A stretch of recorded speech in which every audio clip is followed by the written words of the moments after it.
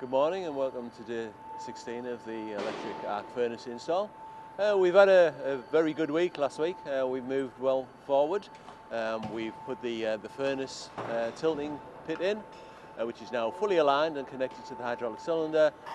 Today, as you can see behind me, we've got the actual 7-tonne electric arc furnace shell, which we're going to lift in. We're going to be working the weekend to progress it even further. We've had lots of contractors on site this week. Mechanical, electrical ×2, hydraulics. We've all worked exceptionally well together and it's going well. Yeah, we had a challenging week, but it's going well so far. We had, like Brian already mentioned, we had the platform in already. Now we are working on the bumpers.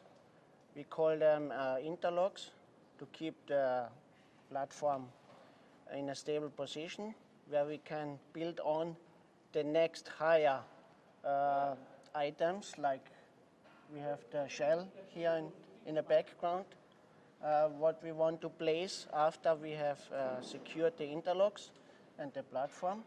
And then we are going further with the gantry and adjusting and doing the alignment works, and also the putting in the columns. That's the plan.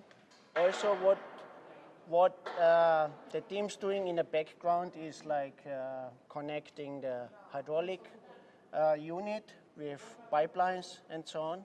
Also the electrical teams are working on their electrical installation.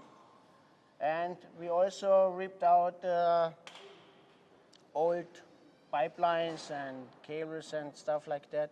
And we prepared already the cabinet where we have our electrical cabinet inside, secured. Yeah,